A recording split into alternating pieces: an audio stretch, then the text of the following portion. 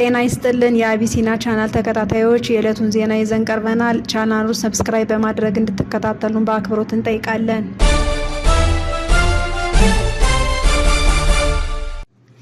በትላንትናው ዕለት ጠቅላይ ሚኒስትር ዶክተር አብይ አህመድ በህዝብ ተወካዮች ምክር ቤት ፓርላማ ፊት ቀርበው ስለ አሰብ ወደብና የቀይ ባህር መዳረሻ ባህር በር ጉዳይ በዝርዝር መናገራቸው ይታወቃል። ይህንን ተከትሎ የኤርትራው ማስታወቂያ ሚኒስትር በኢትዮጵያ በኩል ለተሰነዘረው ጉዳይ ምላሽ መስጠታቸው እየተዘገበ ይገኛል። በኢትዮጵያና ኤርትራ መካከል እየታየ የመጣው ውጥረት በተለይ ደግሞ በኢትዮጵያ መንግስት በጠቅላይ ሚኒስትሩና በከፍተኛ አመራሮች እንዲሁም በተለያዩ ምሁራን ዘንድ የወደብ ጉዳይ የሞት ሽረት ጉዳይ እንደሆነ መገለጹ አይዘነጋም።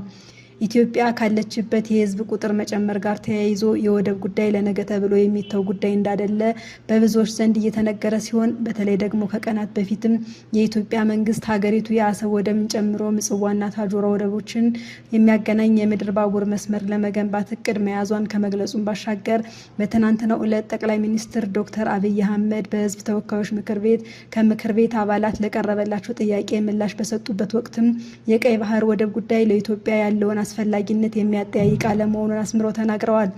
ለኤርትራ ቀጥተኛ መልእክትም ልከዋል። የኤርትራው ማስታወቂያ ሚኒስትር የሆኑት አቶ የማነ ገብረ መስቀል በማህበራዊ ትስስር ገጻቸው ትላንትና ምሽት በሰጡት ምላሽ ከዚህ ቀደም ኤርትራ ስትለው የነበረውን ነገር አሁንም ደግመውታል። ይኸውም የኢትዮጵያ መንግስት አሁን ወደ ጦርነት እየገፋን ነው በማለት የገለጸው የኤርትራ ማስታወቂያ ሚኒስትር መግለጫ በዚህ በአንድ በኩል ኢትዮጵያ የጣና ፎረምን በማስተናገድ በቀጠናው ሰላምና መረጋጋት ላይ ለመምከር ታስባለች በማለት ገልጸው ነገር ግን የሀገሪቱ ጦር አዛዥና ሌሎች ከፍተኛ ወታደራዊ አመራሮች ግን የማያቋርጥ የግጭት አጀንዳ እየቀሰቀሱ ነው ስትል ኤርትራ ከሳለች።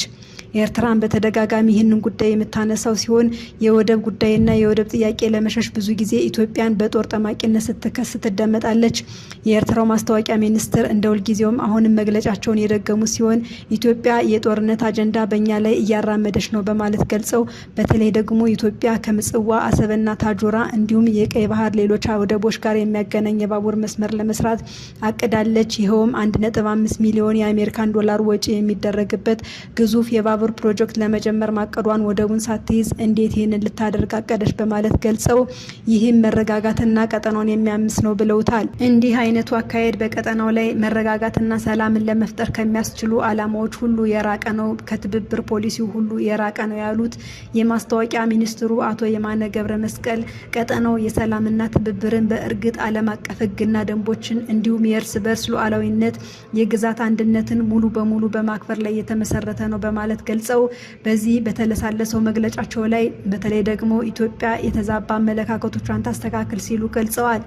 በትላንትናው ዕለት የህዝብ ተወካዮች ምክር ቤት ስብሰባ ላይ ጠቅላይ ሚኒስትር ዶክተር አብይ አህመድ ከኤርትራው ፕሬዝዳንት ኢሳያስ አፈወርቅ ጋር ግንኙነት ከጀመሩበትና በኢትዮጵያና በኤርትራ መካከል እርቅ ከታወጀበት ዕለት አንስቶ በተደጋጋሚ የወደቡን ጉዳይ ሲጠይቁ እንደነበር አስታውሰው በኤርትራ በኩል መልካም የሆነ ምላሽ ማግኘት እንዳልተቻለ በተደጋጋሚ አብራርተዋል። በተለይ ደግሞ ከአሰብ ወደብ ጋር በተገናኘ አሰብ ወደብን ለማልማት ጥያቄ የቀረቡ መንገዶችን ወደቡ ድረስ የታደሱ ቢሆንም ነገር ግን በኤርትራ መንግስት በኩል ፈቃደኝነት አለማግኘቱን ብዙ ርቀት የተከደባቸው ስምምነቶችም የኤርትራ መንግስት በቸልተኝነት ማፍረሱን ጭምርን በተደጋጋሚ መዘገቡ አይዘነጋም። ጠቅላይ ሚኒስትር አብይ አህመድ ህወሓት የፕሪቶሪያ የሰላም ስምምነትን ባለማክበር እንዲሁም ከፌዴራል የሚላክ በጀትን ለልማት ስራዎች ከመዋል ይልቅ ለወታደራዊ እንቅስቃሴዎች በመዋል ወነጀሉ። ጠቅላይ ሚኒስትሩ ይህን ያሉት ትናንትና ጥቅምት 18 ቀን 2018 ዓ.ም በተካሄደው የህዝብ ተወካዮች ምክር ቤት 5ኛ ዓመት የስራ ዘመን 2ኛ መደብ ስብሰባ ላይ ከምክር ቤቱ አባላት ለቀረቡላቸው ጥያቄዎች በሰጡት ምላሽና ማብራሪያ ነው። ጠቅላይ ሚኒስትሩ በማብራሪያቸው መንግስታቸው በትግራይ ክልል ውስጥ ተጨማሪ ውጊያ እንደማይፈልግ ተናግረዋል። አክለውም የመንግስታቸው ትኩረት አገሪቱ በጋራ በማልማት ላይ መሆኑን አጽንኦት ሰጥተዋል። መንግስትን በኃይል የመጣል ማንኛውም ሙከራ ፈጽሞ እንደማይሳካ የገለጹት ጠቅላይ ሚኒስትር አብይ አያይዘውም በትግራይ ዘላቂ ሰላም ሊመጣ የሚችለው ትጥቅ በመፍታት በሪፎርሙና በትብብር ብቻ መሆኑን ይህም የመንግስታቸው አቋም እንደሆነ በድጋሚ ግልጽ አድርገዋል። ጠቅላይ ሚኒስትር አብይ በፌዴራል መንግስት ለትግራይ ክልል የተመደበው በጀት ሙሉ በሙሉ በልማት ላይ ሳይሆን ለወታደራዊ እንቅስቃሴዎች እየዋለ ነው፣ ይህም ትክክል አይደለም ብለዋል።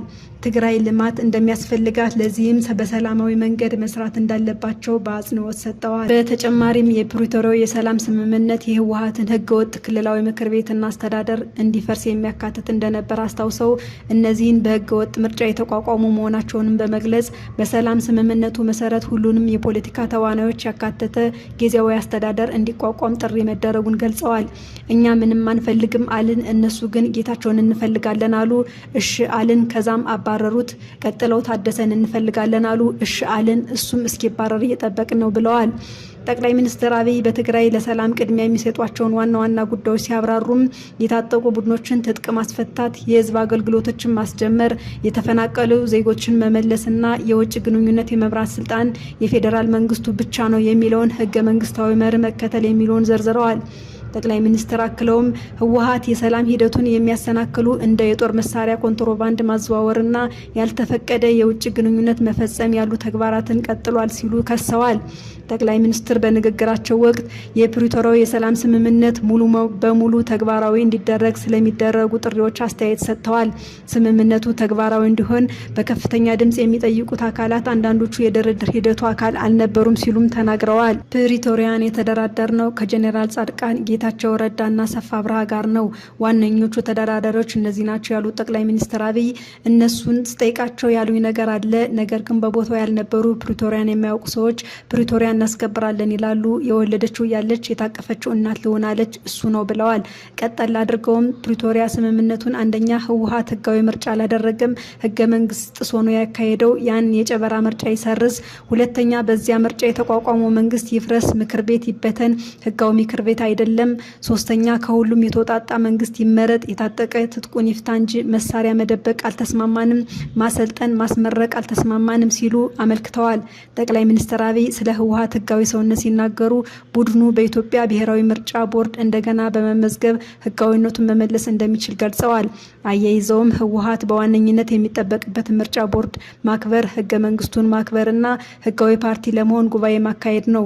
ይህ ደግሞ አስቸጋሪ ነገር አይደለም ሲሉ ተናግረዋል። ከዚህ በፊት የምርጫ ቦርድ ህወሓት ደረጃውን ለማሟላት ቦርዱ የያዘውን ማስተካከያ እርምጃዎች በ6 ወራት ውስጥ ጠቅላላ ጉባኤ ማካሄዱን ጨምሮ ተግባራዊ ማድረግ ባለመቻሉ በግንቦት ወር 2017 ዓ.ም የፓርቲውን ህጋዊ ሰውነት መሻሩ ይታወቃል። በወቅቱ ህወሓት ውሳኔውን ውድቅ ያደረገ ሲሆን የፓርቲው ህጋዊነት የተረጋገጠው በፕሪቶሪያው የጦርነት ማቆም ስምምነት እንጂ በምርጫ ቦርድ ቅድመ ሁኔታ ላይ የተመሰረተ ማዕቀፍ እንዳልሆነ ተናግሯል። ፓርቲው እገዳውን ተከትሎ ከዚያ በኋላ የተሰጠውን ስረዛ በህግ ደረጃ ትርጉም የለሽ ሲል ቀደም ሲል ውድቅ አድርጎ ነበር።